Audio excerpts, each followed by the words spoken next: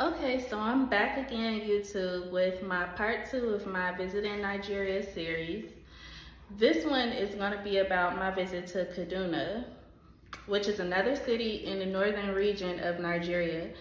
It's north of Abuja, I believe. So the culture in Kaduna is mostly Hausa, and most of the people there are Muslim. So I kind of wrote it down a little bit to break it apart because somebody said my last video I should write it down to be more organized. And I know I could speak all over the place sometime. So let's get straight to it. How did Kaduna look for my first impression? When I went to Kaduna, it honestly felt like a suburb of Abuja. Like, it was smaller, less busier, less traffic, but it still kind of was a lot to do. And it did have a busy district with shopping centers, restaurants, and things to that nature. Kaduna did look clean to me. The next thing is the traffic. During the daytime, I feel like Kaduna had average to heavy traffic. The nighttime, not as much traffic. The homes and the buildings. Just like Abuja, I feel Kaduna has beautiful homes that people build up from the ground. And actually, when I was driving through it, some parts reminded me of like driving through Miami, because you would see huge houses and palm trees. The architecture is a little bit different, mind you. But sometimes I'm like, dang, am I in Miami or am I in Africa? Because it's looking pretty similar. I think Kaduna is pretty modern, but it's more of a suburb feel. So it doesn't give like your San Francisco type feel, but more like a suburban feel. Let's talk about the people, the social climate, the culture, and how I was treated. So like I said at the beginning of the video, the culture in Kaduna is mostly Hausa. Then you have Fulanis, you have Igbos and Yoruba up there for business, but in smaller minorities. And also there's other minority tribes there, living there or just doing business.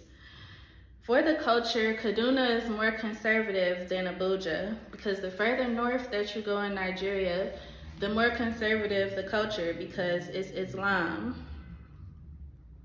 The social climate, I feel, was very introverted, but the people were nice, like a business nice, the same thing that I said in Abuja. If you're a foreigner there and you meet people through somebody you know, of course, everyone is welcoming. Welcome home to Nigeria, welcome back, welcome to Africa. So I definitely want to kill that stereotype that Black Americans and Africans don't like each other, or that we don't, if we go back to Africa, people don't treat us well. Most people welcome us back. You do have people that'll give you a bad experience, but more so people welcome you back. They happy you came back. They're amazed that you came back. They appreciate that you come back. It is what it is. That's how I feel. That's my experience. The way that I was treated in Kaduna, I was treated with respect. And I didn't even have to open my mouth and say anything about being American. I feel like they just, because of the Muslim culture, they have a respect for the women. Like I said, the personalities are more introverted. Nobody really bothers you. If you go into a restaurant to get service, it's you get what you want, you leave. People really don't seem to like socialize on the job or anything like that. But you will see people sitting outside of restaurants, eating and chatting, just socializing. The food in Kaduna is very similar to Abuja. A lot of spicy choices, a lot of traditional Nigerian food. I've seen a lot of noodle spots, like spicy noodles. And I don't know if I said this in the last video, but one day I was so hungry and I could not find anything that wasn't spicy. But I ate these one spicy noodles in Kaduna and it was good. So I dealt with it. Next thing is the safety. When I was in Kaduna, I felt safe. I really don't have much to really expand on that because like I said, I was there with people that I knew.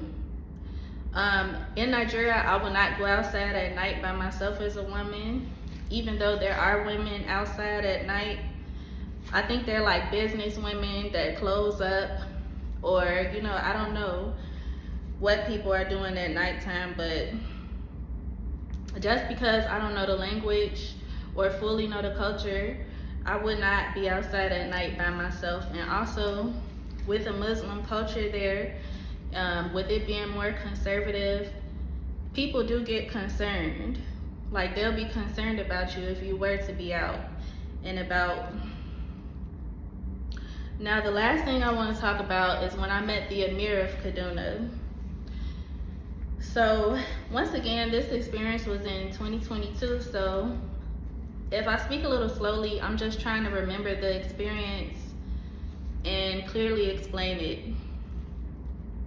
So when I met the Emir of Kaduna, he was a gentleman. He came in, we all showed respect and greeted him, and then he sat down and he spoke to me.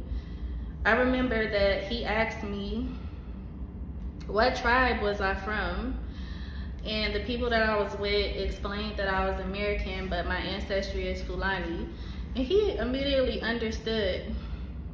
Sometimes a lot of people think that people back in Africa may not know too much about the transatlantic slave trade. Like sometimes the traditional school system may or may not go over that. So there are some people that may not be aware of it or understand that you're from America, but your distant ancestry is from there. But I think a majority of the people do understand, especially the leaders. They know what happened. And they actually told me a little bit of history while I was there. As far as the Nigerian population that was shipped to America, a lot of the historical data says that it was mostly Igbos and Yoruba. But when I was in northern Nigeria, a lot of like the educated elders and the leaders told me that during like the tribal wars, they did ship down a lot of Hausa and Fulani to the coast. So there were Hausa and Fulani that got captured and put into the transatlantic slave trade. I'm by no means a professor, I'm just telling you what they told me. So that was interesting to know. Also, I want to say after that experience when he asked me what tribe I was, when I got back into the car, I cried. Like, I'm not gonna lie. It hit me in my heart because in that moment, I just couldn't fathom how some people could just take a group of people from Africa and make them forget their whole heritage. In that moment, I just felt like it was so unfair that I had to go through so much DNA testing, pay money for it, look through a whole bunch of cousins match. Like, I had to do so much to find out that some of my African ancestors were Fulani. And I felt like I was just robbed of my heritage, and it just hurt my feelings at the moment because coming from a Black American, sometimes when you don't know like your African ancestry and you come back into it, you start feeling like the lost child. It's a very different experience when you grow up in Africa and your mother and your father is from a certain tribe, so you don't have to get DNA and all of that stuff. You have your heritage right at your foot.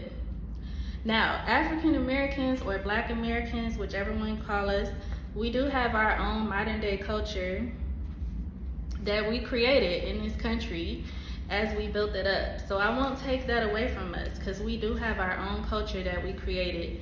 But it's still not fair that we got stripped of our ancestry, our heritage, because bits and pieces of that African heritage is what created parts of the Black American culture, like some of the foods that we eat, some of the way that we talk, the spiritual practices that we have.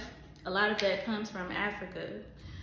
So that was a very emotional moment for me when I met the Emir of Kaduna. But it was definitely a humbling experience. I felt welcome there. I think it was an amazing experience. I thank him that I was even allowed the time of day, because I don't know the politics in Nigeria. Like, the Emir didn't have to come talk to me. So I'm just very grateful and I'm humbled by that experience. And I think this is gonna sum up my experience in Kaduna. The next video, we're gonna talk about my experience in Zaria. Like, that was even more of a huge cultural change. So stay tuned.